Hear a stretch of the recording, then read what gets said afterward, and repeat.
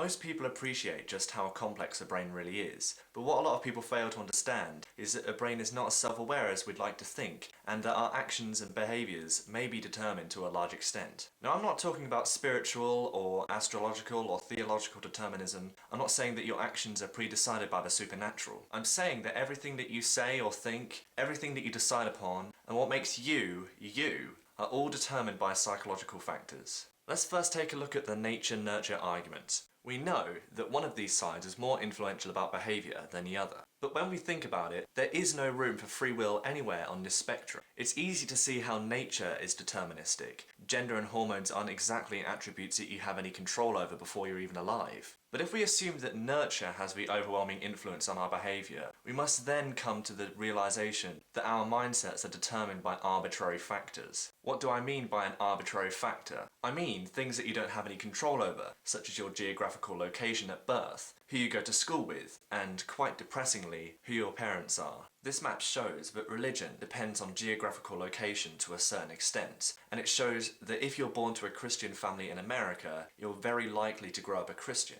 Just like if you are born to an atheist family in Denmark, you're also very likely to, well, not believe in anything at all. To a certain extent, this can even apply to your political opinion. If your parents are hardcore Labour supporters, so will you be. So does this mean that everything that I've ever thought of, everyone I've ever loved, and every decision I've ever made is arbitrary? Well, it's some food for thought, but I wouldn't get too depressed about it. You should be thankful that you're alive at all. Now it's time to think of the brain as a computer or a machine, with inputs in the form of visual and auditory stimuli, cognitive processing, and outputs in the form of speech or movement. With this assumption in mind, we can infer that our behaviour is determined by inputs and the way that we process the data. We can then, to an extent, choose whether we output this information or not, although it could be argued that a decision on whether we output the data is part of the process. A study that illustrates this way of comprehending the brain was carried out by Loftus and Palmer in 1974. Participants watched a clip of a car crash and were asked how fast the cars were going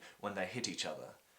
Except the word hit was actually a variable and was replaced with other verbs that implied a certain impact. For example, some participants were asked how fast the cars were going when they smashed. To them, the word smashed was a new input. It completely changed the processing and made them reconsider just how fast the cars were going when they crashed. Likewise, another group was asked how fast the cars were going when they bumped, which made them estimate much lower. Here are the results, which show this clearly. There's a link to the actual study below if you're interested. Other approaches to psychology can show us that we don't or can't think for ourselves. The social approach, along with its research, indicates that we copy others around us to try and fit in.